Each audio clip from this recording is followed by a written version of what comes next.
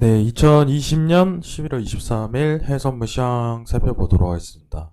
금요일 있었던 내용에 대해서 이제 다시 한번 얘기를 드리는 거고, 시장 상황을 같이 한번 다시 보도록 할게요. 일단 지금 시장 상황 좀 정리를 하도록 하겠습니다. 미 회사채 매입 프로그램 중단 결정. 금요일이었죠. 예, 한국 시간으로 금요일. 연준 회사채 매입 프로그램에 대해서 이제 연장에 대해서 정확하게 거부를 이루켰습니다. 재무부에서. 문우신 장관 4,540억 달러 재무부에 반환할 것을 연준에 요구. 뭐 시장 상황에 대해서 급락 요소 자체가 굉장히 컸었어요. 사실. 그러지만 어떤 지지 평가값 이탈 뒤에 보라고 맹점 자체 살폈는데 추가적인 하락 포인트가 올 가능성이 높은지 근데 지지를 받는 국면 자체가 좀 그려집니다. 일단은 연준에서 회사채 매입 관련해 갖고 이제 이 가능성을 굉장히 높이 평가한 데서 재무부가 어떤 시장에 대한 상황 자체가 안정화 그리고 정상화라는 정책 목적이 달성했다는 의미로 반환 요구를 한 상황입니다. 뭐 같은 내용이지만 한 번 더 살펴보도록 할게요. 회사채 시장의 안정화에 굉장히 기여를 했죠. 사실 SMCCF, PMCCF 발동하고 나서 안정화에 굉장히 기여를 했지만은 실제 연준에서 이제 회사채 매입한 금액 자체는 굉장히 적습니다. 여러분들. 5% 남짓한 SMCCF 2005 이제 130억 달러만 PMCCF는 실질적으로 집행한 금액이 없었다. 이렇게 보고 있습니다. 자, 근데 이제 시장의 상황이죠. 이 부분을 좀 집중적으로 봐야 되는데 내용은 한번 더 읽어보도록 하겠습니다. 실제 유동성 지원 프로그램이 활용이 크지 않았던 만큼 프로그램이 종료돼도 회사채 시장 영향은 제한적인 수준에 그칠 것으로 전망된다. 언제든지 연준이 회사채 시장에 개입할 수 있다는 심리적 안전판은 사라졌지만 백시 상용을 앞두고 있는 지금 경제 정상화 기대감이 이를 대체할 수 있을 것이다. 백신하고 타임이 맞았기 때문에 이렇게 평가를 하지만은 어, 저는 이 부분은 좀 아니라고 생각을 해요. 사실 경제 정상화에 대한 기대감으로 지금 어떻게 보면은 제한적인 하락만 좀 일으켰냐 아니라는 겁니다. 오히려 이제 후자가 좀 가능성이 굉장히 높죠. 의회 승인이 필요한 만큼 프로그램이 종료된 연말까지 결론은 쉽게 없지 않을 것이다.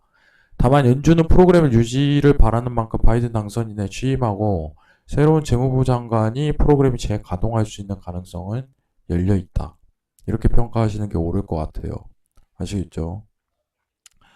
지금 시장 자체가 이제 의회 승인 자체가 남아있다고 여기서 평가하고 있어요. 의회 승인 자체도 이루어져야 되고 그리고 이제 재무부 장관에 대해서 지금 나오는 내용 자체가 이제 새로운 재무부 장관에 대한 선임 내용 자체가 나오고 있죠. 바이든 정부 들어서면서. 그럼 내용 자체가 어떻게 보면은 힘을 잃을 가능성이 굉장히 높다는 거예요.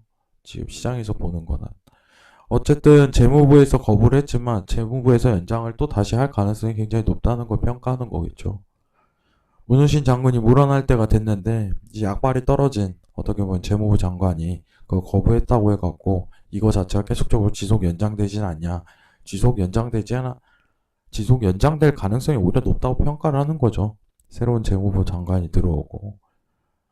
이제 어떻게 보면 흔히 표현하는 말년에서 좀 꼬장을 부리는 상황 자체가 펼쳐지고 있는데, 거부에 대해서 일단은 요청을 했지만은 이 부분에 대해서는 저는 아니라고 보고 있습니다.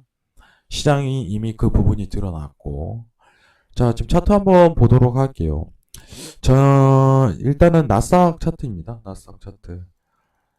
제가 이제 금요일이죠. 금요일 이 지지에 대한 돌파 여부를 측정하고 나서 매도세에 대해서 집중을 하자고 얘기를 드렸는데 정확하게 지지값을 맞아버렸어요. 최종적으로 그때 본 포인트 자체는 11850에 대한 이탈 포인트지만 이탈 자체가 나오지 않았죠. 상황 자체가.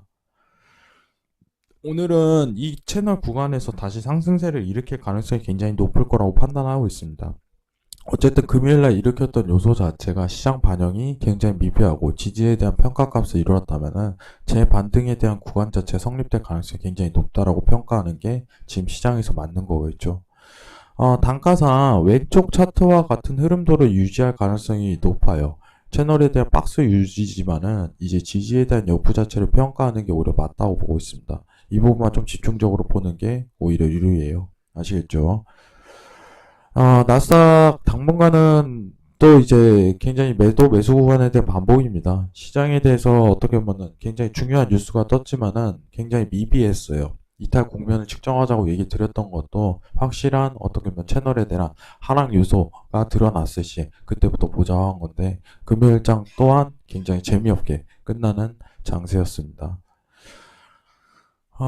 오늘은 매수세죠. 네, 매수세죠. 이제 금요일 이탈점 자체가 안 나오고 지지를 받았다는 근거 자체로 평가했을 때 어떻게 보면 금요일 저점이죠. 11870 나스닥 기준 이 부분으로 봤었는데 지지에 대한 어떻게 보면 급등 자체가 오후 장중 나오더라도 이제 지지에 대한 평가값 자체가 한 번 더 이루어질 가능성이 없다. 이렇게 보시는 게 좋을 것 같습니다.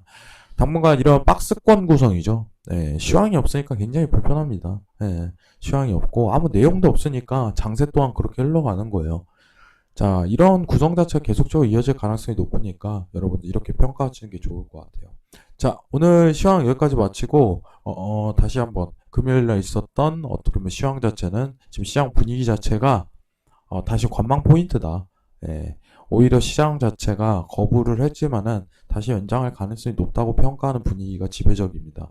이 부분 다시 캐치하시기 바랍니다. 자, 오늘 영상 여기까지 마치겠습니다. 감사합니다.